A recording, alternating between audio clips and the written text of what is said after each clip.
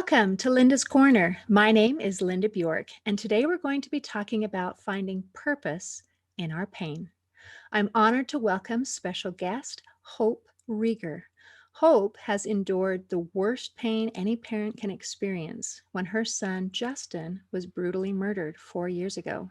She knows that she was given this pain for a purpose, and that is to provide positivity, support, and hope for others going through their grief journey. She has created a virtual grief peer support group called Grief to Hope. It's a 7-week program that meets once a week through Zoom. Her next session begins on September 9th, 2021, and I'll include a link in the description. Welcome, Hope. I'm so glad that you could join with me today. Thanks for having me. It's a pleasure. I love your smile. Thank you for having a smile. And for those who can't see it, I hope that you know that this beautiful woman has a smile on her face and it brings me joy.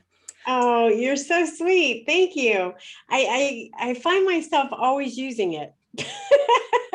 It's a good thing to use. I am so sorry for your loss. There aren't really words to express.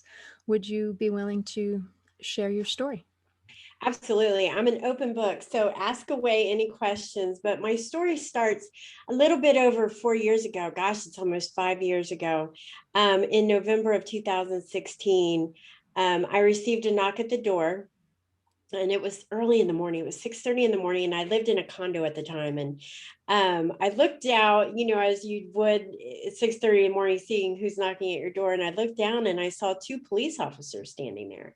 And I thought to myself, okay, I have 2 boys, right? They're grown. And I was thinking, wow, what have they done? Right. And just thinking that they've got into some kind of mischievous thing that kids do. And they were older at the time, but I went downstairs, opened the door, and the policeman said, "Are you Justin's mom?" And I thought to myself, yeah. And then I thought, well, if any of the kids, it would have been him, right? So they just asked me, they handed me a piece of paper and said, "We need you to call this number."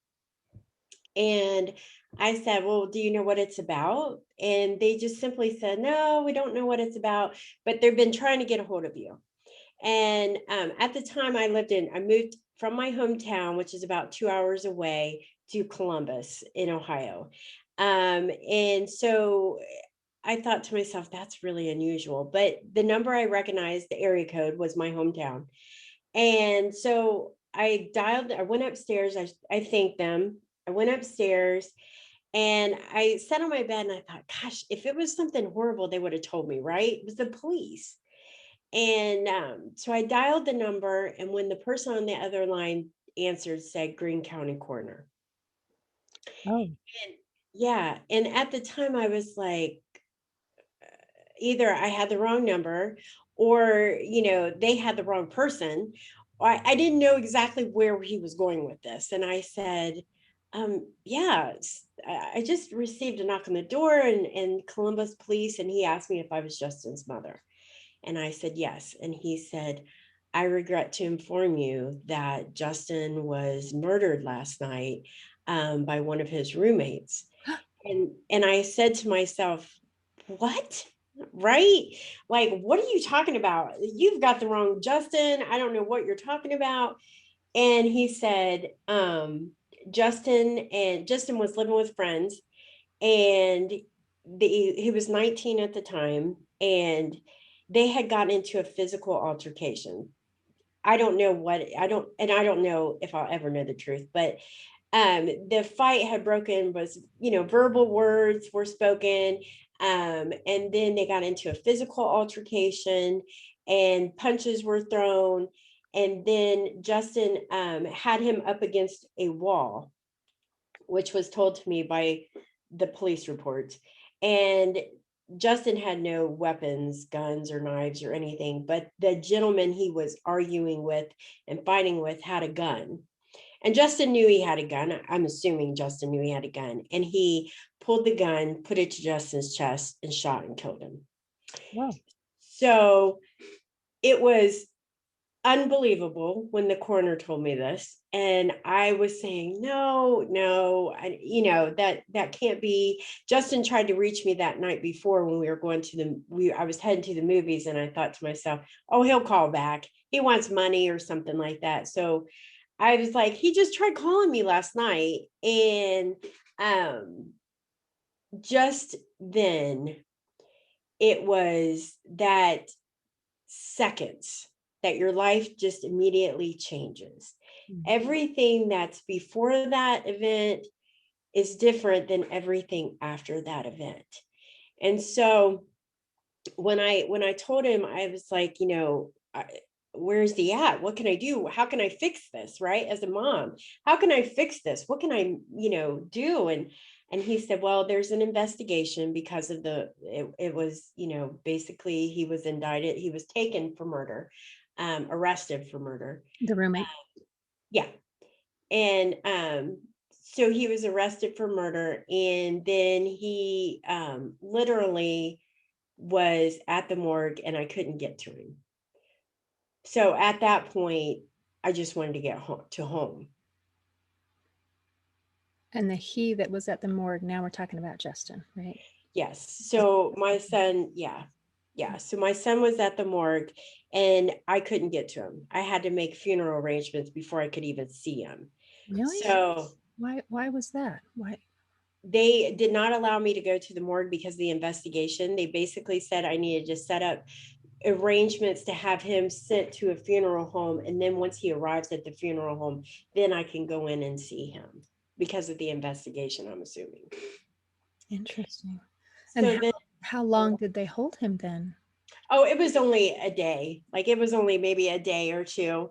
But then when I arrived home, the 2-hour drive was I don't even remember the 2-hour drive. I remember being on the phone and telling the story to several people that called. But once I arrived at home, I called many funeral homes, and was, as a mother, you don't really people don't talk about funeral arrangements. They don't talk about, and I never had anybody close to me pass away.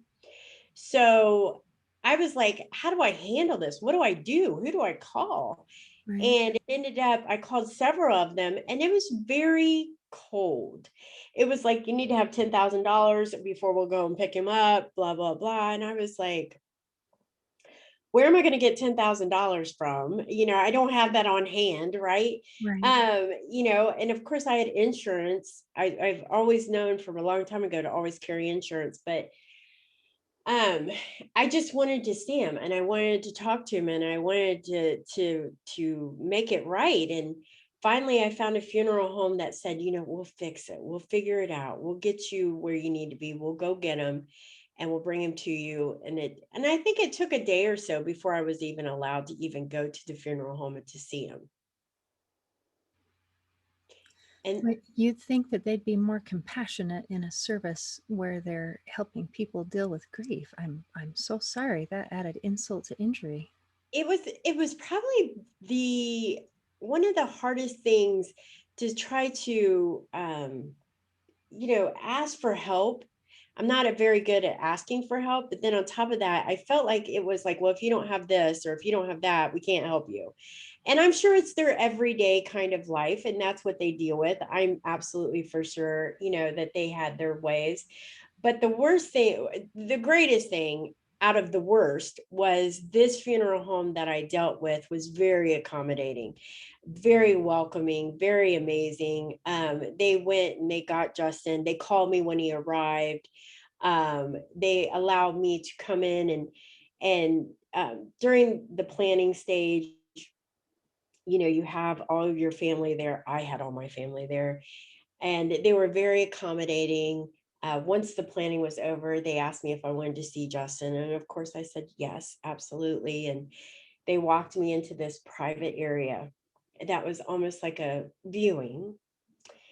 And I remember standing at the end of the room, and I was by myself. I wanted to go in by myself. And I remember looking down and just seeing my son laying there on this hospital bed, right? Completely naked. He had a blanket over him. And it just was like, overwhelming, like breathtaking. And I remember walking up to him, just tears flowing and crying and thinking, this is not happening. This is not, um, this is not right. This is not the way that life's supposed to be, right? We were good people. We were nice people. Why did God take you from me? And why didn't he intervene? And why didn't he stop this? And a million things run through your mind. And then I remember the other family members coming in and his grandmother screaming at the top of her lungs. Mm. Like when you're a mother, I think you hold everything in for everybody else and you try to take care of that group. And I think as soon as I got mine out of the way, it was like, okay, and now I needed to focus on everybody else. And I just remember her screaming, and it was just, and everybody touching him. And I didn't want everybody touching him. It was like, it was odd to me. And it was like, I just didn't want people touching him. And it was the worst experience in the whole world to see your son laying there when you knew there was nothing you could do to fix it. And when I left that funeral home that day, I knew some way, somehow, I was going to honor him and live for both of us.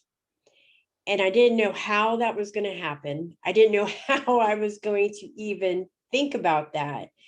But I knew if he couldn't live, that I was going to live for us both. Wow, that is amazing.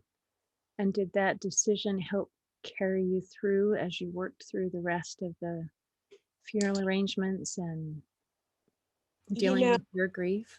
yeah, actually, it was overwhelming. The funeral in itself was very overwhelming. You have, it was very long and very 3 hours of everybody saying they were sorry and the hugs and all that. And all you want to do was run away, right? And once the funeral was over, everybody was amazing. We did a toy drive instead of in lieu of flowers, and the funeral home even took care of that. They took it to a orphanage down in Cincinnati. So they were just amazing with the whole service. And because I knew that I wanted to do something that Justin, he was big into Christmas, and this was around Thanksgiving. And so we did a toy drive, which was something I was so grateful for. And then after it was Thanksgiving, I don't even remember getting out of bed. And then it was the holidays. And I tell everybody those 3 months after Justin passed, we had Thanksgiving, we had Christmas, and then we had his birthday. His birthday was February 5th, sort of like a melting candle wax kind of thing. Like I was there, but everything just sort of melted together. And I remember going to my work, luckily enough, offered me free counseling, which was amazing. And they set me up with this lady, and she was just incredible. She was an incredible lady. And she made me feel, you have all those what ifs, like, what if I would have answered that phone that night? I would have gotten to say, I love you. Or what if I would have forced him to live with me in Columbus instead of hanging back with his friends? Or what ifs, what ifs, what ifs. And she told me, she was like, Hope, everybody has free will. And no matter what decisions you would have made, he would have made counter decisions. And everybody does there are always decisions to your decisions. So you could do what ifs all day long, but that's not going to change anything. And so during the counseling session, she had talked me into going to a grief group. And it was a Christian base, and I never grew up in the church. Like, we believed in God, but we never went to church. I was very uneducated. And I was like, I told her, I said, I'm very nervous about this. I don't know much about God. Then I got to tell everybody my son's died. How am I going to do this? And I know that churches, people are forgiving, supposedly, but I just didn't know how to go about it, right? Right. So I remember sitting in the counseling sessions and pouring my heart out, and they were amazing. There was 4 or 5 of us, and they taught me a lot about God. And they taught me that, being angry at God is normal, and God would expect you to be angry. And I remember leaving one night from the grief group, And it was an amazing group. It was an amazing group. It was very Christian based. And it was like the old workbooks of like Zig Ziglar is how like back in the day, like those.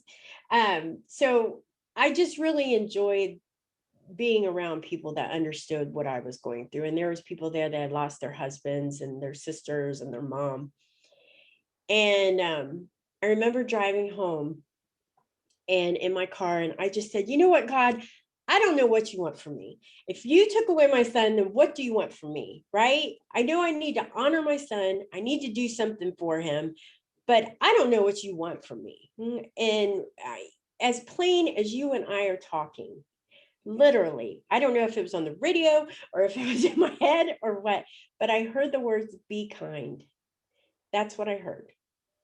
And I thought to myself, what does that mean? Be kind. I'm kind. I'm nice, And I thought, oh, okay, I can be kind. Is that what you want me to? Okay, I'll be kind. And so that point on, I've tried to volunteer. I went to the homeless foundation in Columbus, and I tried to pay people compliments. I tried to be nice. I remember paying it forward. It was big back then. You get in the drive-through, you pay for the people behind you. And as I'm paying, I was at Tim Hortons, a local coffee place, and I said, I want to pay for the guy behind me.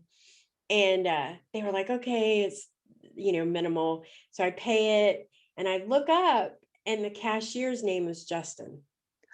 Oh, And I'm crying. I'm like, oh my gosh, if God wants me to pay it forward, he better make me rich because I can't afford you doing this, right? And right. so I'm crying. This woman or this guy's probably like, get out of here, lady. But then in there, I knew that there was something to the be kind. I didn't know what it was or what I needed to do, but I knew I needed to pay it forward. And so I kept with that notion about paying it forward, being kind. And I thought, okay, I'll write a book. I'll tell my story. I'll be a speaker. I'll blog. I'll create. I'll go to these grief groups and tell my story. These grief Christian-based grief groups. And then it hit me. I always really strive to be nice and kind and listen and tell stories and tell my Justin's stories. And then last year when COVID hit, it was death, right? Everything. You turned on the TV, they were counting death on TV, and they were saying that people were in hospitals and their loved ones couldn't be there. And I was like, gosh, how can I make this better? Can I make this better? And when I did that, I thought about it, and I think God gave me this purpose and gave me the words, and Grief to Hope was born last June. I'm so glad, and I'm super excited to talk about that. But first, I just noticed you wanted to make it better, and at the beginning, you wanted to make it better. And this is what, as moms and as women, we want to make things better. And what making things better looks like might be a little different than what we have in mind at first. For example, you can't solve COVID and you can't undo everything, but there is something that you can do, and you are doing the thing that you can do. And so I think we need to be a little bit more gentle to ourselves. And your little message from God is, what can I do? And you're thinking, I got to do something huge. I got to do something great and grand because this is my son and I love him and I want to honor him. And having an answer of be kind seems almost anticlimactic. Like, no, no, no, he's bigger than that. He's more important than that. And I think the answers are a little bit simpler than we try to make them. They aren't that we have to change the whole world, it's that we have to change maybe one life, Yeah. or and that one life might even be ourselves. And after we do that, we never know what influence that would do. So thank you for your wisdom. That's just a beautiful little nugget. You're amazing. Well, let's talk about this grief to hope. And I know you have an acronym of grief that you work through. Do you want to kind of explain what that is? Absolutely. And thank you for that. I think that's the one of the biggest takeaways is being kind is really simple to do. And at the time, maybe that's God knew that's all I could handle was just to be kind at that time. And so I really feel like he's like, just one step, Hope, just take that one step, but keep moving forward. And that's the way that I feel about Grief to Hope, which is it's a 7-week program that I created. And it's basically 7 weeks that we meet, and it's virtually, it's done by Zoom. And it came about with COVID because I was like, if I can Zoom, anybody can Zoom. And it's from the comfort of your home, which I love, right? So I know grief, it could take every ounce of strength in you to get out of bed, let alone get dressed, get ready, go to a church, be part of a group. And so I thought if I could come with something virtual, they could come in their PJs. They don't have to turn the camera on. They can sit in their PJs and talk and provide any kind of support. We can provide any kind of support, or they could tell their story. But it's 7 weeks. And the first week we meet for 1 hour each week. And it's just an introduction. It's just like I just did for you here. I tell my story. I tell the reason behind Grief to Hope. I also allow them to introduce themselves if they want to. Nobody is required to speak in these support groups. It's as if you have something to share and you want to share, that's awesome. I do let them know that every story matters. Every grief matters. It doesn't matter if it's your mother, your daughter, your sister, your grandma that lived an amazing life, or if it's a miscarriage. It doesn't matter. We have no levels of grief. There's different types of grief, like with traumatic grief and health grief, and but there's nobody's grief is less than anyone else's. Even though mine may have been traumatic and you think that, oh, this is just, my mom, she lived a great life, that's still a grief. It's still just as important to you as my son is to me. And so we make sure we don't have any judgment, and we respect each other's opinions. And then after those introductions, then we talk about the next 2 to 6 week is just the main topic is grief. We spell out the word grief. And the first week is gift of time. So G for gift of time. And we talk about how time can hamper. And sometimes, people expect you to be done with grief in 6 months, and like you should be normal in 6 months. Why are you still upset? And sometimes it takes people years to even get back to any kind of normalcy. Not that they ever get back to the same person they were, because I tell everybody that version is like, I have Hope version 1 and now I'm Hope version 2, and that Hope version 2 is way better than Hope version 1 because she's got some really great things. Like, she doesn't take anything for granted, and she's grateful for everything. Whereas the Hope, would have not answered the phone call, but now the Hope answers the phone calls. Hope goes hog wild at Disney with the grandkids versus let's do it next year, however, that was a lot, but anyway. But it's now Hope's always been positive and uplifting and sunshine and roses, but I tell everybody I didn't want to lose that part of me. I lost Justin and I didn't want to lose Hope, literally. So I sort of went off track there. So with gift of time, gift of time is just like how time fits into grief. And then we do receive help, and that's how do you ask for help? How do you receive help? How do you, reach out to people once they return back to their normal lives? And then I is inspire, which connecting inspiration with grief is sort of the odd, but that's what gets you out of bed.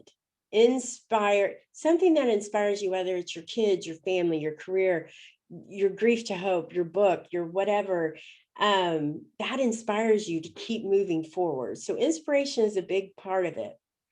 And then we do expectations. Expectations is basically like, what do we expect? You get those awkward questions, when people ask, how many kids you have? And I would say, oh my gosh, at first I was like, okay, should I say two? Should I say one? Should I say two? And one's not here. What should I say? And it would take me 20 minutes. And they're like, listen, lady, I just wanted to find out how many kids you have. I didn't need all that. But it's like how to handle those expectations of those, people being very innocently asking. But then also the expectations that they have, that you should be over and done with grief. And sometimes that happens. And then feel everything is a main topic, and that is one of my it's one of my favorites. It's a tribute. So we have people bring in pictures and tell stories about their loved ones, because we all like to talk about our loved ones, believe it or not. And they show goofy pictures, or say goofy stories, or what we miss the most, or what we love the most. And then to hope is our final one, and it's basically, what's the next step for you? What do you want to do? It could be as simple as, I just really want to go through his things, or I want to go to the grave and actually get out of the car, or I want to write him a letter, or I want to tell him how I feel, or I want to listen to a song. It's just very, whatever works for you, whatever is your next step, whatever inspires you to keep moving forward. And that's what we want. And so, after all those main topics within the session, we have subtopics. We go on to different kinds of, who knows where it leads to. It's open discussion. And then I end with a quote. And then once that 7 weeks is over, we take a couple weeks break, and then we start a new program. And you can take it as many times as you want, as often as you want. You can come on the first and the third or the fifth. It doesn't even matter. It's just completely open. That is brilliant. I love the organization, and I love that you give a little bit of time for each one, that it's not trying to give a whole ball of information all at once, but to break it down into little bite-sized chunks so Oh, that you yeah, can move forward. And all the information sounds like exactly what you'd need to be able to move forward. I had absolutely. someone talk about some people try to cope with their grief or cope with their problems, and other people try to um, overcome and to kind of kick the problem to the curb, where it's, no, I'm not just going to endure this. I am going to do the Hope 2.0. I'm gonna move forward. But I love the idea that you're give yourself permission to have time for that to take place. Oh, and grief is, I tell people, anybody that's going through grief is a warrior. They're an absolute warrior. They're the strongest people on earth, because they are the mothers that get up and pack lunches and make Christmas and do, wrap gifts and do all that kind of thing, when they're grieving, or spouse, that's got to now take on that extra chore. They're warriors. They're the strongest and bravest and most courageous people you'll ever meet. And they absolutely need to be recognized and be proud of themselves for what they're doing. That is fantastic. And I'm glad that you're doing that. Thank you for reaching out and helping to make the world a better place by helping the people who are on that path behind you and beside you, who need that lift and that moving forward. I love your program. Some people say time heals all wounds, and it doesn't. Anybody who's ever had a wound knows that that's not true. Time can bury wounds, but we have to go through that process, that grieving process, that being able to remember and recognize and talk about and think some new things and learn some new ways of doing it. So what you have is you've created a beautiful gift. Well, thank you. I hope so. And I hope that it's, I really feel deep in my heart that it's just being with people that understand what you're going through, and having that opportunity to share your story and not know who that story will touch. We have people that have gone through suicide, and that connection between those two people with the suicide can help, because that's another level to grief that, I don't know that much about, and that story helps.